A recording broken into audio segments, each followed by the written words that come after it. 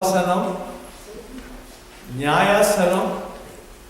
அடிக்கடி சிஸ்டர் இந்த பாட்டை ரொம்ப விரும்புவாங்க. கிருபாசனம், நியாயாசனம், தாவீதின் சிங்காசனம், மகிமையுள்ள சிங்காசனம், வெள்ளை சிங்காசனம். இதெல்லாம் இயேசு கிறிஸ்துவினுடைய seat, the throne of Jesus Christ. கிருபாசனம் படிக்கிறோம். கிருபாசனம்னா என்னன்னு யோசிக்கிறீங்களா? Today I am going to speak only about Kribasana. There are more asanams. What is asana? Seat or throne. So Kirubayin asana, the throne of grace. We are going to see that Jesus is right now sitting on the Kirubasana. Are you all following me? Jesus is sitting right now in a Kirubasana. Kirubasana எப்போ தொடங்கிச்சுன்னா, இயேசு பரலோகத்திற்கு போன பிறகு, சபையை இங்கு ஆரம்பித்த பிறகு, he is sitting in the right hand of the Father. That is Kirubasana. Kirubasana, the throne of grace. அவர் எப்போ அதுவரை இருப்பாருன்னா, அவர் அந்த சபையை மேலே எடுத்துக்கிட்டு போன பிறகு நியாயாசனத்துல போய் இருப்பார். நியாயாசனம் உலகத்துக்கு இல்ல, சபையின் பிள்ளைகளை அவர் நியாயம் தீர்த்து அவங்களுக்கு ரிவார்ட் கொடுப்பார். இரண்டாவது நியாயாசனம். மூன்றாவது அவர் போகிறது மகிமையுள்ள சிங்காசனம். அந்த மகிமையுள்ள சிங்காசனத்துல அவர் எப்போ வருவார்னா, இரண்டாவது வருகையில திரும்பி வரும் பொழுது அந்த மகிமையுள்ள சிங்காசனத்துல குதிரையில வருவார். அதுக்கு அடுத்தபடியாக தாவீதின் சிங்காசனம். ஒரு 1000 வருட அரசாட்சி. அந்த 1000 year rule, he is going to sit in the throne of David to rule over the world. Finally he is going to sit on the white throne, that is வெள்ளை சிங்காசனம். So these are all the seats of Jesus Christ during this period. That's why we are sitting in the time of grace. He is ruling on the throne of grace. அதனால நமக்கு கர்த்தர் மிகவும் அருமையாக அன்பாக நம்மை அழைத்து கொண்டே இருக்கிறார். அவர் யாரையும் கண்டம் பண்றதுக்கு வரல. He did not come to condemn anybody. The Bible says in John chapter 3:16 and 17, Jesus said, I did not come to condemn, but I came to save them, love them. அவர் எல்லாரையும் நேசிக்கிறார். இந்த நாட்கள்ல அவர் கிருபாசனத்துல இருக்கிறதுனால he is loving everybody and keep on calling them. வந்துருங்க. ஆனா the day he is going to shift his seat from கிருபாசனம் to நியாயாசனம், கிருபையின் நாட்கள் முடிந்து போயிடும். அதனால இந்த கிருபையின் நாட்கள்ல நம்ம இன்னும் தேவனை கிட்டி சேருவோம். Let us come closer to கிருபையின் நாட்களை எவ்வளவாய் உபயோகிக்க முடியுமோ அவ்வளவாய் உபயோகித்து நம்ம தேவனுடைய சமூகத்துல கிட்டி வரணும். கிருபாசனம் என்றால் the throne of grace. So this is the time that we can come closer to him because he is loving us so much. He is not looking at our sin. He is telling, come unto me. I will give you strength to come out of your sin. He is willing to first take you, then take you out of the sin. All we need to do is to come to him. He is calling those who are heavy laden, those who are suffering, come unto me. யாரெல்லாம் கஷ்டப்படுறீங்க, பாவத்துல பிடிபட்டு கிடக்குறீங்க, என்கிட்ட வாங்க அப்படின்னு கூப்பிடுறாரு. ஏன்னா அவருடைய கிருபையின் ஆசனம் இன்னும் திறந்திருக்கிறது. He is sitting in the throne of grace. முதல்ல வாசிங்க அந்த கிருபாசனத்தை பற்றி. எபிரேயர் 4வது அதிகாரம் 16வது வசனம். அதனால இந்த கிருபையின் நாட்கள்ல நம்ம உபயோகப்படுத்திக் கொள்ளணும். நம்முடைய பலவீனங்கள்ல அவர்கிட்ட ஓடி வந்துட்டோம்னா he will deliver us from our weakness. He will set us free. He is calling us only to come to him now. எபிரேயர் 4:16. ஆதலால் நாம் இரக்கத்தை பெறவும் ஏற்ற சமயத்தில் சகாயம் செய்யும் கிருபையை அடையவும் தைரியமாய் கிருபாசனத்திலே கிட்டி சேர்வோம் என்று சொல்லப்பட்டிருக்கிறது. எபிரேயர் 4:16. ஆதலால் நாம் இரக்கத்தை பெறவும் ஏற்ற சமயத்தில் சகாயம் செய்யும் கிருபையை அடைவோம். இரக்கத்தை காட்டுறதுக்கு ஆண்டவர் ஆயத்தமா இருக்கிறார். சகாயம் செய்யும் கிருபையை நமக்கு தர. Pat, read it in English. Let us therefore come boldly to the throne of grace, that we may obtain mercy and find grace to help in time of need. Find mercy and the grace, the time of trouble that He is calling us. So this is the time we cannot miss it, because it is not going to be very long till He is sitting in the throne of grace. நமக்கு இந்த opportunity கொடுக்கப்பட்டிருக்கிறது. யாரா இருந்தாலும் சரி, ஆனால் தேவன் கூப்பிடுகிறார், இந்த சபையில நீங்க வந்து என்னை பற்றி கொள்ளுங்க, உங்களுக்கு கிருபை கிடைக்கும், உங்களுக்கு சகாயம் கிடைக்கும் என்று வேதம் தெளிவாக சொல்லுகிறது. இந்த கிருபையின் நாட்களை நம்ம தட்டி விட்டுறக்கூடாது. வெகு லகுவாக அவர் திரும்ப திரும்ப, அதாவது 2000 வருஷமா இந்த கிருபையின் ஆசனத்துல இருந்து அவர் கூப்பிட்டு கொண்டே இருக்கிறார். இன்னொரு வசனம் வாசிப்போம். சங்கீதம் 84:11. Psalm 84:11.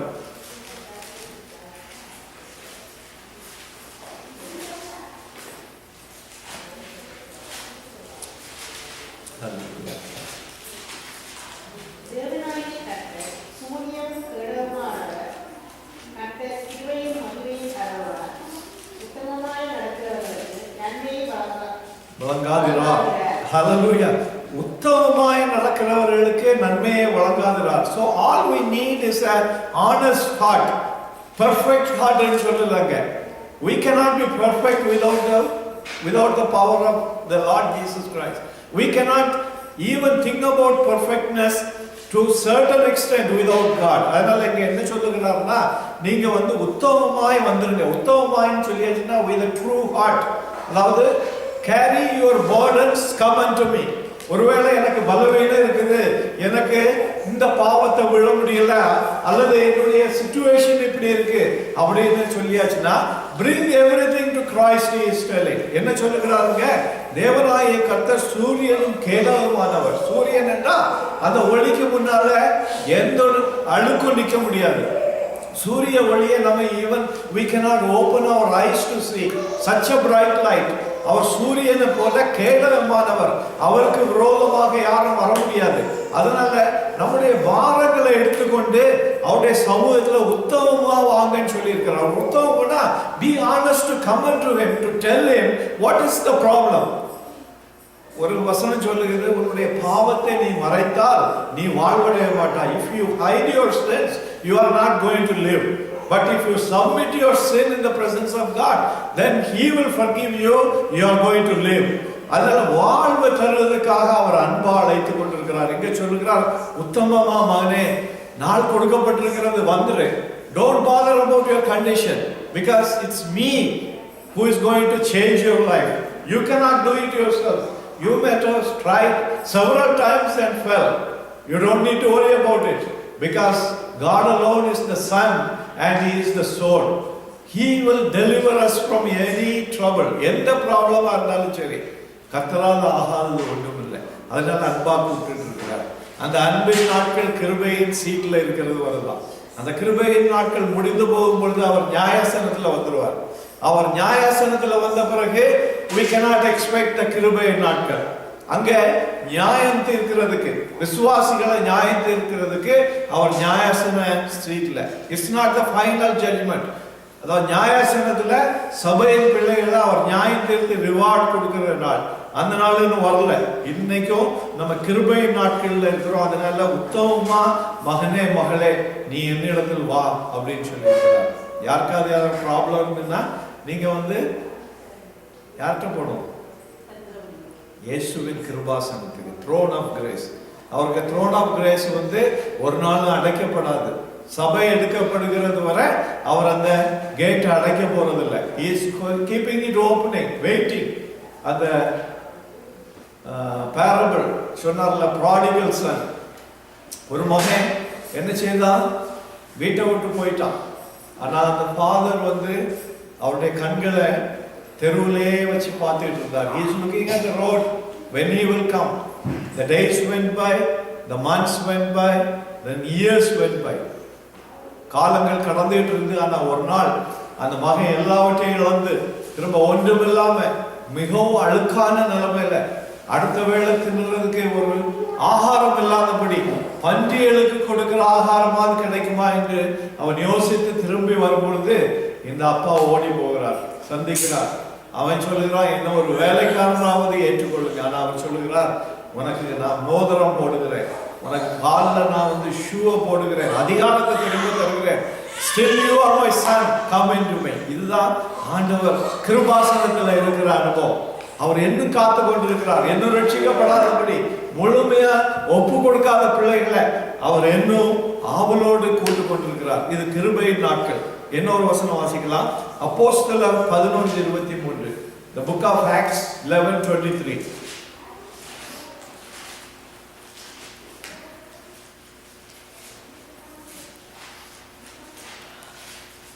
அவன் போய் சேர்ந்து தேவனுடைய கிருபையை கண்டபோது சந்தோஷப்பட்டு கர்த்தரிடத்தில் மன நிர்ணயமாய் கேட்டிருக்கும்படி எல்லோருக்கும் புத்தி சொன்னான். இது பர்னபாசை பற்றி சொல்லப்பட்டிருக்கிறது. எருசலேமிலே தேவனுடைய சீஷர்களை எல்லாம் துன்பப்படுத்த ஆரம்பித்தார்கள். புது சபை ஆரம்பித்தது. எருசலேமின் சபை முதலாவது தேவன் இயேசு கிறிஸ்துவே பரலோகமேறி சென்ற பிறகு ஏற்படுத்தின முதல் சபை. அந்த சபையிலே அங்கு பெர்சிக்யூஷன், எல்லாரையும் அடிக்க ஆரம்பித்த உடனே விசுவாசிகள் சிதறி போனார்கள். விசுவாசிகள் போகிற இடங்களிலே தேவன் கிருபையினாலே பெரிய காரியங்களை செய்தார். அப்போ பர்னபாஸ் அந்த இடத்துக்கு வருகிறார். பர்னபாஸ் ஒரு டிசைபிள். அவர் என்ன சொல்லுகிறார் அவரை பற்றி? தேவனாய் இது சொல்ல. அவன் போய் சேர்ந்து தேவனுடைய கிருபையை கண்டபோது, அப்போ நமக்குள்ள விசுவாசிகளை அதிகரிக்க பண்ணுகிறது தேவனுடைய கிருபை. நம்முடைய முயற்சியில ஒண்ணும் நடக்காது. தேவன் நம்மோடு இருந்து அவருடைய கிருபையை பொழியும் பொழுது அங்கு பெரிய எழுப்புதல் உண்டாகிறது. அந்த எழுப்புதலை கண்ட உடனே இங்க சொல்லப்பட்டிருக்கிறது, அவன் சந்தோஷப்பட்டு கர்த்தரிடத்தில் மன நிர்ணயமா நிலைத்திருக்கும்படி அவர்களை அட்வைஸ் பண்ணான். அப்போ வந்தவங்க என்ன செய்யணும்? தேவனுடைய கிருபையை பெற்றுக் கொண்டவங்க நிலைத்திருக்க வேண்டும். பர்னபாஸ் இதைதான் அங்க சொல்லி கொடுக்கிறார். நீங்க வந்தீங்க தேவனுடைய கிருபையை பெற்று, கிருபை கிடைச்சுன்னு சொல்லிட்டு பாவத்தில் நிலைத்திருக்கலாமா? தேவன் கிருபையில் இருக்கிறார், அதனால கிருபையில மன்னித்து கொண்டே இருப்பார்னு சொல்லிட்டு பாவத்துல நிலைத்திருக்கலாமா?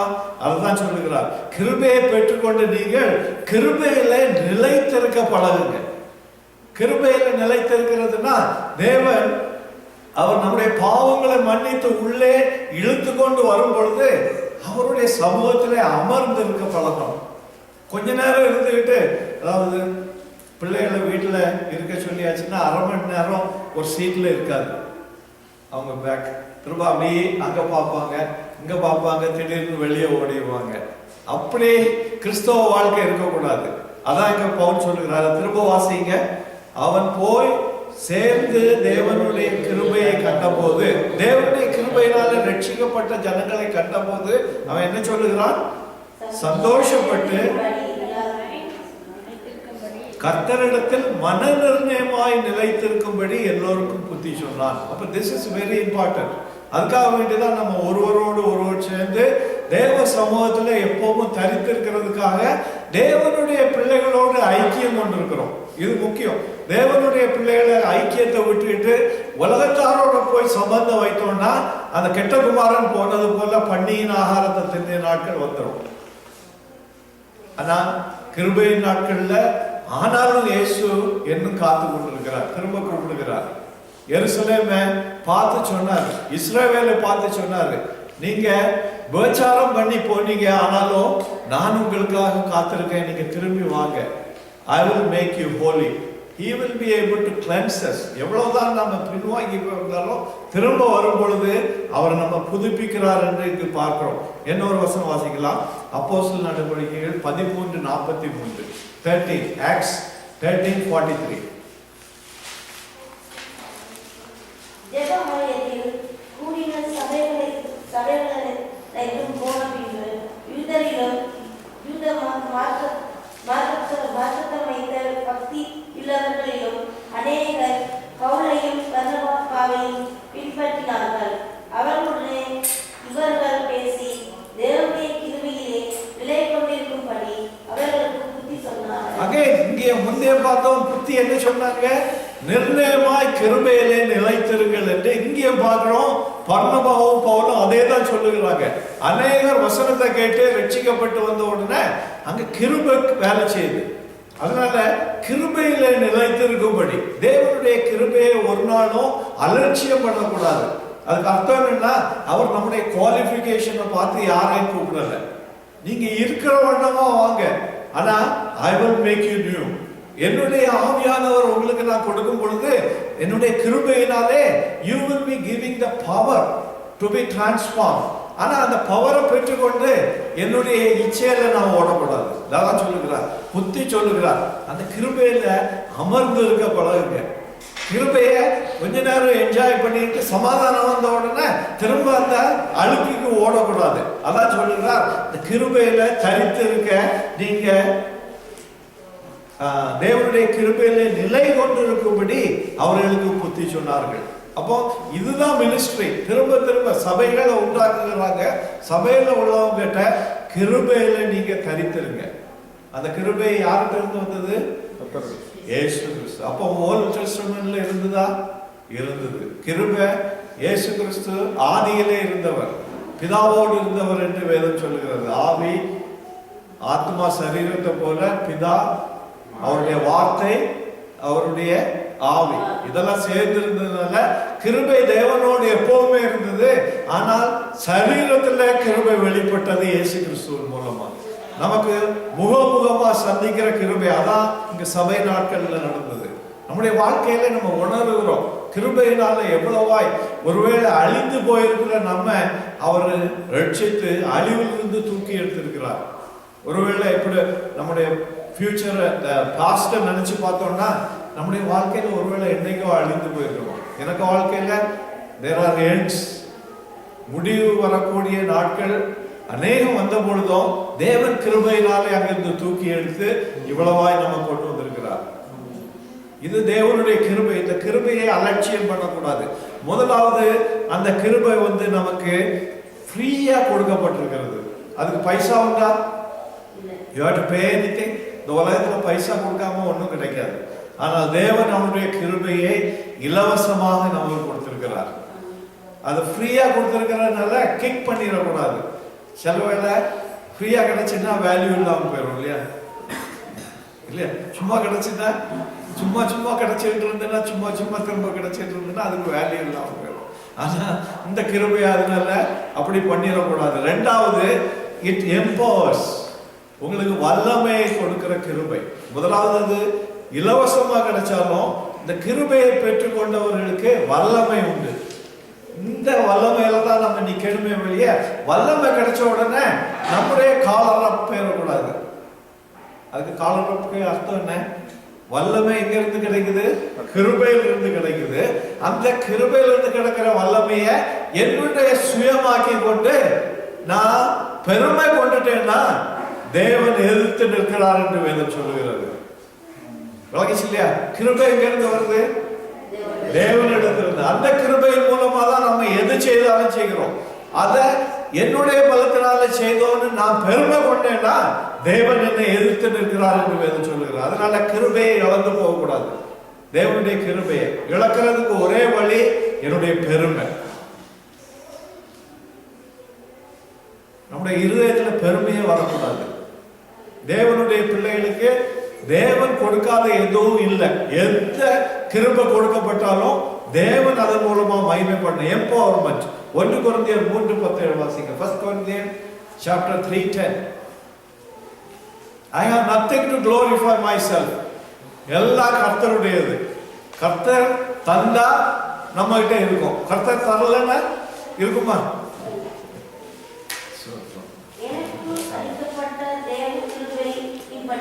எனக்கு அருளப்பட்ட தேவ கிருபையின்படியே அஸ்திவாரம் போட்டேன். அங்க அவரு நான் அஸ்திவாரம் போட்டேன்னு சொல்லல. பவுல் சொல்லுகிறார் சபையை கட்டுவதற்காக அங்கும் எங்கும் அலைந்து தெரிஞ்சார். ஆனா ஒருபோதும் அவர் சொல்லல நான் கெட்டினேன்னு சொல்லிட்டு. அவர் என்ன சொல்லுகிறார்? எனக்கு அளிக்கப்பட்ட தேவ கிருபையின்படியே புத்தியுள்ள சிற்பாச்சாரியை போல.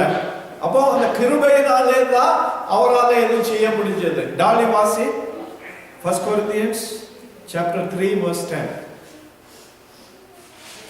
According to the grace of God which was given to me as a wise master builder, I have laid the foundation and another builds on it. According to the grace of God it was given to me, I was able to build to whatever I have built.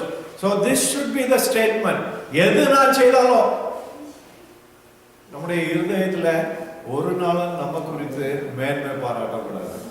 இது கிருபை ஆண்டவரே. அதாவது ஒரு இடத்துல சொல்லப்பட்டிருக்கிறது, தேவனுடைய வேலையை செய்துவிட்டு மாஸ்டர்கிட்ட போய் என்ன சொல்லணும், நான் ஒரு அடியேன், இது என்னுடைய கடமை நான் செய்கிறது, இதுல பெருமைப்படுறதுக்கு ஒண்ணும் இல்லை அப்படின்னு தான் மாஸ்டர் கிட்ட ஒரு வேலைக்காரன் கவனிக்கணும். அதனால he gives the power to do the things that we need to do. எப்போ அவருக்கு நம்ம அடங்கி இருக்கும் பொழுது, அவருடைய கிருபையினால தான் அவர் எல்லாம் கட்டி எழுப்புவார். நம்ம சரீர பலத்தினால கட்டி எழுப்புறது ஒரு நாள் நிற்காது. ஏன்னா சரீர பலத்துல கட்டி எழுப்புறது பிசாசு ஒரு நிமிஷத்துல உடைச்சு போட்டுருவான். ஆனா தேவ கிருபை இருக்க இடத்துல அவன் வர முடியாது. தேவ கிருபையினால நம்ம அடக்கி கொண்டோம்னா அந்த இடம் தேவனுடைய வல்லமையினால் நிறைக்கப்படும். 1 கொரிந்தியர் 15 வாசிங்க. 1 Corinthians chapter 15 verse 10.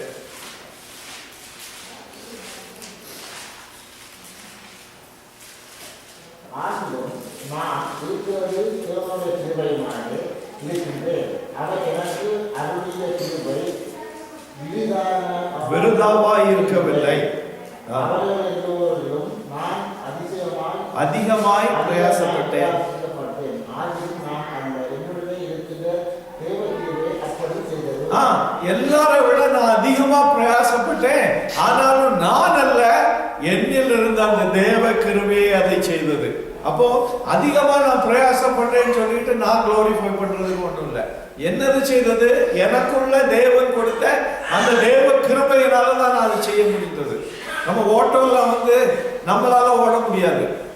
அதாவது தேவ கிருபை இல்லாதபடி நீங்க தேவனுக்கு ஒண்ணுமே செய்ய முடியாது. சோர்வு வந்துடும். இருந்த உடனே மண்டையில வேண்டாத எண்ணங்கள் வரும். ஓ, என்ன பிரயோஜனம் நான் செய்து, உங்களுக்குள்ள சோர்வை பிசாசு கொண்டு வந்துருவோம். அந்த தேவ கிருபை இல்லைன்னா நம்ம ஓடுற ஓட்டத்துக்கு the main reason is the grace of God. எனக்கு நல்ல ஞாபகம் இருக்குது, நான் லெப்பர்ஸ் மத்தியில ஊழியம் செய்யறதுக்காக சனிக்கிழமை எனக்கு லீவு. சனிக்கிழமை காலையில 8 மணிக்கு நான் எழுப்பி ரெடி ஆயிடுவேன் போறதுக்கு. அப்போ ஒரு 15-20 மைல் நான் கடந்து போனோம். பஸ்ல போகும் பொழுது அந்த நேரத்தில் எனக்கு தெரியாது எனக்கு இந்த கிட்னி ப்ராப்ளம் இருக்குன்னு. அப்படியே பஸ்ல இருந்து சில வேளை உறங்கிடுவேன்.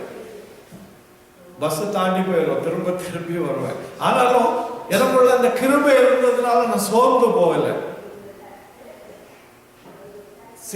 கர்த்தருடைய கிருபை உங்களுக்குள்ள இருந்ததுன்னா தேவனுக்காக செய்யற காரியங்கள்ல நீங்க ஒரு நாள் சோர்ந்து போக மாட்டீங்க. சோர்வு வருதுன்னா உடனே தெரிஞ்சுக்கணும், நீங்க கிருபையினால கிரியேட் பண்ணல, நீங்க செய்யறது உங்களுடைய சரீரத்தினால செய்யறீங்க. நம்ம ஜெபிக்க வந்தோம்னா சோர்வு நம்மளை அட்டாக் பண்ணதுக்கு காரணம் அவருடைய கிருபையை நம்ம உணராம இருக்கிறது. அவருடைய கிருபையில நம்ம கூடி இருந்து ஜெபிக்கிறோம்னு சொல்லியாச்சுன்னா தேவ கிருபையினாலே வருகிற எண்ணங்கள் நம்ம அந்த நேரத்துல பலப்படுத்தும். சோர்வு வர்றதுக்கு காரணம் சரீரம். அதனால தானே இயேசு கிறிஸ்து சொன்னாரு, ஆவி உற்சாகம் உள்ளது, சரீரமோ. அப்ப சரீரத்துக்கு கீழ்படிச்சுட்டு இருந்தீங்கன்னா கர்த்தரை பின்பற்ற முடியுமா? சரீரம் சொல்லும் இதெல்லாம் போரு, இதெல்லாம் போரு, கொஞ்சம் வெளியே போய் சுத்திக்கிட்டு வா, மார்க்கெட்ல போய் சுத்திக்கிட்டு வா. சரீரத்தை கெட்டணும். பால் தான் சொல்லுகிறான், இந்த சரீரத்தை நான் என்ன செய்தேன்? I restrain my body, listen to the spirit's call. அது கிருபையினால கொடுக்கப்படுகிறது. அதனால நம்ம செய்ய முயற்சிக்கணும். இங்க பால் சொல்லுகிறார் பாருங்க, அவர்கள் எல்லோரிலும் நான் அதிகமாய் பிரயாசப்பட்டேன், ஆகிலும் நான் அல்ல, என்னுடன் இருக்கிற தேவ கிருபையே அப்படி செய்தது. அப்போ நம்ம முயற்சி செய்யக்கூடாதுன்னு சொல்லல, அவர் எல்லாரும் விட கூட முயற்சி செய்தாரு. ஆனா அந்த முயற்சியில போகும் பொழுது நான் என்னால ஓடல, தேவ கிருபையினாலே ஓடுகிறேன் என்ற அந்த எண்ணத்தோடு ஓடினார். அப்போ நம்ம சோர்ந்து போக மாட்டோம். எனக்கு ஒரு ஃப்ரெண்ட் உண்டு, அவருக்கு பேர் சுதாகர். அவர் கிடியனுக்காக ரொம்ப வேலை செய்தவர். டே அண்ட் நைட் யாரை பார்த்தாலும் கிடியன் மெம்பர் ஆக்கணும்னு அவர் ரொம்ப முயற்சிப்பார். வேலை முடிஞ்ச உடனே நேரா ஃபீல்டுக்கு போயிடுவார், கிடியன் மெம்பர்ஸ் அப்படின்னு சொல்லிட்டு. சண்டேஸ் வந்து நாங்கள் டிஸ்ட்ரிபியூஷனுக்கு போவோம், ஹாஸ்பிட்டல் டிஸ்ட்ரிபியூஷன், என்னது Bible distribution, New Testament distribution. அவர் ஒத்தையில நாங்கெல்லாம் கொஞ்சம் ரிலாக்ஸ் பண்ணி சாப்பிட்டுட்டு கொஞ்சம் படுத்துக்கிட்டு 4 மணிக்கு போல ஹாஸ்பிட்டலுக்கு நேராக போயிடுவோம். ஆனால் அவர் என்ன பண்ணுவார்னா சர்ச்சையை முடிஞ்ச உடனே நேராக கோடவுனுக்கு போவார். ஒத்தையில எல்லா பாக்ஸையும் எடுத்து ஒரு டாக்ஸியோ அல்லது ஒரு ஸ்கூட்டரோ பிடிச்சு, பாக்ஸ்னா ஒவ்வொரு பாக்ஸும் இவ்வளோ பெருசாக இருக்கும், அதில் ஒரு 20-25 பாக்ஸ் எடுத்து வைக்கணும். அவர் ஒத்தையில எல்லாம் வச்சுக்கிட்டு எல்லாம் கொண்டு வந்து ஹாஸ்பிட்டலில் இறக்கி வச்சுக்கிட்டு நாங்கள் ஜஸ்ட் போய் டிஸ்ட்ரிபியூட் பண்ணணும். ஆனால் எல்லாத்தையும் அவர் ஆயத்தப்படுத்தி ஒரு நாள் கூட நான் அவர் கம்ப்ளைண்ட் பண்ணதை பார்க்கல, நீங்கெல்லாம் வரலையே என் கூட தூக்குறதுக்கு. he is no more. But அவருடைய அந்த ஆவி எதை காட்டுறதுன்னா கிருபை. அவருடைய நோக்கம் எங்களுக்காக இல்லை, நான் செய்ததான் நான் செய்வேன் அப்படின்னு இல்லை, நான் கர்த்தருக்காக செய்வேன், அந்த கிருபையில நான் ஓடுறேன்னு சொல்லிட்டு he took that as more joy. ஒத்தையில செய்யறது அப்படி நீங்க நினைக்கிறீங்களா? எல்லாரும் விட்டுட்டு போயிட்டாங்க, நான் மட்டும்தான் செய்யணுமா அப்படின்னு நினைக்கிறீங்களா? ஐயோ, எனக்கு கிடைச்ச ஆப்பர்ச்சுனிட்டி, நான் ஒத்தையில செய்தேன்னா எனக்கு தேவனுடைய கிருபை அதிகமா வரும்னு சொல்லி அந்த எண்ணம் வரும். That's what God likes it. அதான் இங்க சொல்லுகிறார், என்னுடன் இருக்கிற தேவ கிருபையிலேயே அப்படி செய்தேன்னு சொல்லி. தேவ கிருபையில நம்ம நடந்துகிட்டு இருக்கிறோம். யாரெல்லாம் விசுவாசின்னு சொல்றோமோ நம்ம எல்லாம் இப்ப நடக்கிறது தேவ கிருபை. அந்த தேவ கிருபையை ஏளனப்படுத்திடக்கூடாது. தேவ கிருபையோடு அவர் நடத்துகிற இடத்துல நம்ம நடத்தோம்னா நடக்காத காரியங்கள் நடக்கும். சரீரத்துல உட்கார்ந்து யோசிச்சுட்டு இருந்தோம்னா ஒரு நாளும் தேவனுடைய வல்லமையை நம்ம உணர முடியாது. தேவன் மகா பெரியவர், அவரால் ஆகாதது ஒன்றும் இல்லை. எந்த நாட்டையும் அவர் திருப்ப முடியும் ஒரு மனுஷனை கொண்டு. He has done it in the past. Many nations have been changed. அடுத்தபடியாக he enables men to lead simple life. சாதாரண ஒரு வாழ்க்கையை வாழ்றதுக்கு கிருபையை கொடுக்கிறார். pride வராதபடி கிருபையினால நம்ம நடத்தப்பட்டோம்னா we'll live a very simple life. வாசிங்க 2 கொரிந்தியர் 1:12. 2 கொரிந்தியர் 1:12.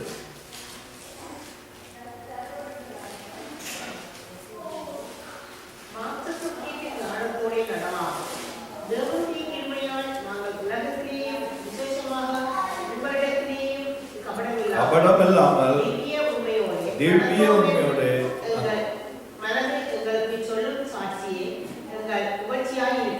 யார் சொல்லுகிறா சாட்சி? என்னுடைய மனசாட்சி எனக்கு சொல்லும், உள்ளுக சொல்லும். நான் பெருமையில நடக்கிறேன்னா, மற்றவங்க என்ன பார்க்கணும்னு நடக்கிறேன்னா, அல்லது மற்றவங்க என்ன சொல்லணும் இவர் பெரிய எது செய்தார் நடக்கிறேன்னா, அல்லது தேவனுடைய கிருபையினாலே நடக்கிறேன்னா. இங்க வந்து and you read that 2 Corinthians 1:12. For our boasting is this, the testimony of our conscience, that we conducted ourselves in the world with simplicity and godly sincerity, not with fleshly wisdom, but by the grace of God and more abundantly toward you. Hallelujah. மாம்சத்தில் கேட்ட ஞானத்தோடு நடவாமல், மாம்சத்திற்கு ஒரு ஞானம் இருக்குது. அந்த ஞானம் என்னன்னா, நான் பெரியவன், எல்லாருனாலையும் நாம் புகழடையணும், எல்லாரும் என்ன பெரியன்னு சொல்லணும், உண்மையானதான் நடந்ததுன்னு சொல்லணும். ஓ, நீங்க இல்லைன்னா இது நடந்திருக்காது அப்படின்னு சொல்லணும். அதாவது what they are telling is immaterial. என்னுடைய இருதயத்துல அந்த எக்ஸ்பெக்டேஷன் இருக்கக்கூடாது. விளங்கிச்சு இல்லையா? உலகம் வந்து நீங்க நல்லது செய்ததா உங்களை அப்ரிஷியேட் பண்ணும். அதை we cannot stop. Here it's not saying what is my mind expecting. ஒரு காரியத்தை செய்யறதுக்கு முன்னால என்னுடைய மண்டையில வர்ற முதல் காரியம் என்ன? மற்றவங்களை விட நான் வந்து பெரிய ஆளா இருக்கணும். அதனால தானே வேதனை வருது. ஓ, என்ன ரெக்கக்னைஸ் பண்ணல. எதனால வருது பிரச்சனை? எதனால பிரச்சனை வருது? கபடம் இல்லாம இங்க என்ன சொல்லப்பட்டிருக்கிறது? திவ்ய உண்மையோடு நடந்தோம் என்று எங்கள் மனது எங்களுக்கு சொல்லும் சாட்சி, நம்முடைய சாட்சி, மனசாட்சி என்ன சொல்லுது அப்படின்னு சொல்லிட்டு, தட் இஸ் மிகவும் இம்பார்ட்டன்ட். மாம்சத்துக்கு ஏற்ற ஞானத்தோடு நடக்கவே கூடாது. இந்த மாம்சம் சிலுவையில் அறையப்பட்டாச்சு இல்லையா? அறையப்பட்டிருக்கா எல்லாருக்கும்? அடிக்கடி நான் இதை கேட்டுட்டு இருக்கேன். சிலுவையில் அறையப்பட்டிருந்தா மாம்சம்? சந்தேகமா தான் இருக்கா? சிலுவையில் மாம்சம் அறையப்பட்டிருக்கா? சிலுவையில் அறையப்பட்டிருந்தா அது மரித்திருக்கணும். அது மரித்திருந்தா ஒழித்தெழுவதற்கு முன்னால மரித்திருந்தா அடக்கம் பண்ணப்பட்ட. அடக்கம் பண்றதுன்னா என்னது?